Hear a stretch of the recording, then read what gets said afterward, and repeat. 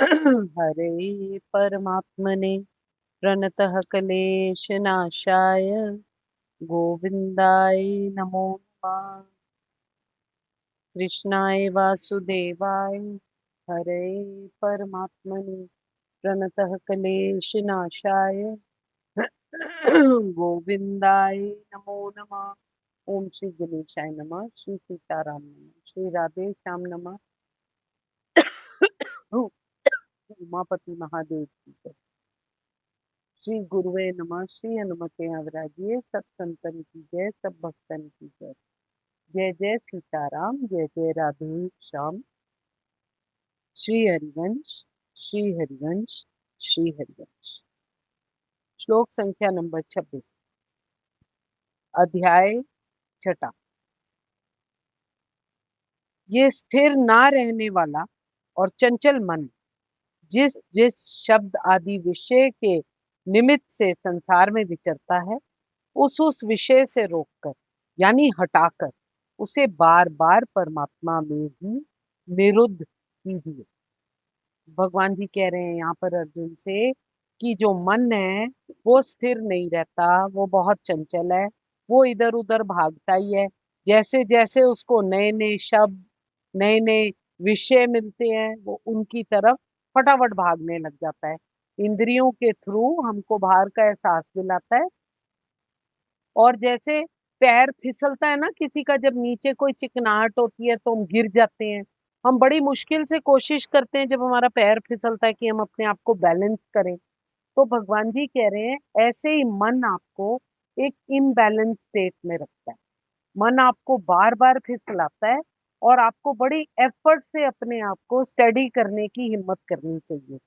और वो यही बोल रहे हैं कि वो बार बार जैसे जैसे संसार में विचरता रहता है, आपको आपके पथ से भटकाता रहता है।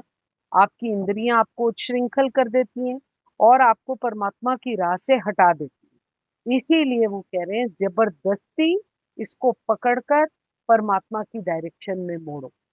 कोई भी काम जो जबरदस्ती किया जाए उसमें हमको एफर्ट लगता है, वो इजीली नहीं हो सकता। इसीलिए जैसे हमने कल बात करी थी, बुल्ले शाह को इनायत खान ने बोला था, एथो पुटना से ओथे लाना। किसको पुटना? पौधे को। और उनका मतलब ये कहने का था कि पौधा जब एक बार मिट्टी में उगा दिया जाता है तो वो अपनी जड़ों से बड़ी फर्मली मिट्टी को होल्ड करता है, क्योंकि उसने आफ्टर ऑल हाइट गेन करनी है, उसने जीवित रहना है उस पौधे में। वो फर्मली मिट्टी में जमकर बैठा होता है। तो वो यहाँ से पुट कर, हम जैसे पौध को नर्सरी से लेके आते हैं, वो उसको पुटते हैं और फिर जाकर नई जगह पर उगा देते हैं और वहां जाकर हमारी फुलवारी बन जाती है।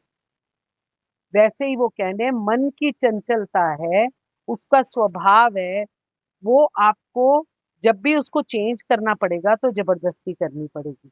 मन को हमारे पर अधिकार जताने की बहुत आदत है और वो हमको, हमारे को अपनी मर्जी से काम नहीं करने देगा। जो हमारी आत्मा की मर्जी है वो खुद राजा बनकर हमारे मन में बैठ जाएगा।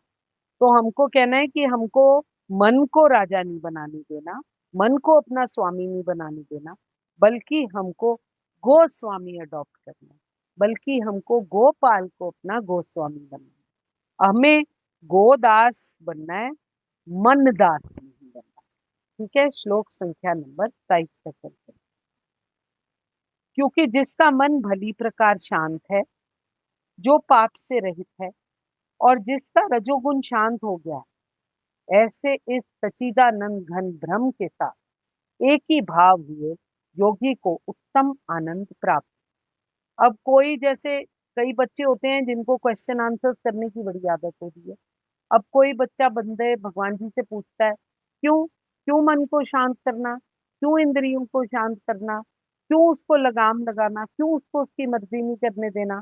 तो भगवान जी यहाँ पर बोल रहे हैं कि जिसका मन भली प्रकार से शांत है, पहली बात तो वो पाप से रहित हो जाएगा, उसकी कामनाएं खत्म हो जाएंगी, कर्तापन की भावना मिट जाएगी, उसकी इंद्रियां कंट्रोल में होंगी, वो रजोगुण से हट जाएगा और परमात्मा के सच्चिदानंद ब्रह्म ब्रह्म में जाकर अपने आप को स्टैब्लिश कर देगा। वो क्या कह रहे हैं, जब इंद्रियों पर लगाम लगती है तो मन वश में हो जाता है, विषय चिंतन नेचुरली छूट जाते हैं, मन विक्षेप रहित हो जाता है, चंचल नहीं रहता। तो जो योगी, ऐसी स्टेट के अंदर जो व्यक्ति है वो योगी बन जाता है।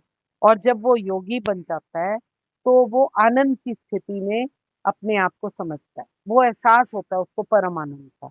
ये कब होता है? जब हमारा विवेक जागृत होता है। और विवेक कब जागृत होता है? जब हम इंद्रियों पर लगाम लगाते हैं और मन को वश में कर लेते हैं। उसको वश में करने के लिए हमको उसको एक्सप्लेन करना पड़ता है। बार बार मन इधर उधर लेके जाता है, बार बार उसको खींच के लाना, बार बार वो फिर उधर लेके जाएगा, बार बार फिर उसको जबरदस्ती करके वापस से करना। ये एक बारी की प्रक्रिया नहीं है, भगवान जी कह रहे हैं। ये एक बारी की प्रक्रिया नहीं है। इससे क्या होगा? जब हम रेगुलरली इसको प्रैक्टिस करते रहेंगे, जबरदस्ती मन को वापस लाते रहेंगे सही जगह पर, तो हमारी लाइफ में वैराग्य की एंट्री होगी। और वैराग्य जब एंटर हो जाएगा तो परम आनंद का एहसास होगा, क्योंकि हम आसक्ति से फ्री हो जाएंगे। अब मैं पीछे एक अमरीश जी की कथा सुन रही थी, तो वो बोल रहे थे कि भी जैसे मन हमारा उच्छृंखल है, बार बार हमको इधर उधर लेके जाता है, कामनाएं कराता है, कभी पाप, कभी राग, कभी द्वेष, कभी कोई फीलिंग जो हमारे लिए अच्छी नहीं होती, तो हम उसको वापस कैसे ला सकते हैं? तो वो कहते हैं जैसे ही आपको ये भावना आपके मन में आए, कभी कुछ ऐसे उल्ट पुल्ट बोलने की, डिस्कशन करने की, कहते एकदम मौन हो जाए और फटाफट अपने गुरु नाम का स्मरण करो। जो आपको गुरु ने नाम या मंत्र दिया है, या जिस मंत्र को आप इंपॉर्टेंट समझते हो, अगर कोई मंत्र नहीं है तो महामंत्र बोल लो, कोई मंत्र नहीं है तो राम राम बोल लो, कोई मंत्र नहीं है तो राधा राधा बोल लो। कुछ भी करके अपने आप को उस जगह से हटाकर किसी तरीके से मन की एक जो पाप करी हुई घड़ी है, कुछ सेकंड्स के अंदर उसको पश्चाताप में बदल, कुछ सेकंड्स के अंदर उसको फटाफट नाम स्मरण करा। जब संयमित इंद्रियां कर्म करते हुए पाप से दूर हट जाती हैं, मन शांत होने लग जाता है। अक्सर रजोगुण में पड़कर हम अजीब अजीब एक्शंस करते रहते हैं।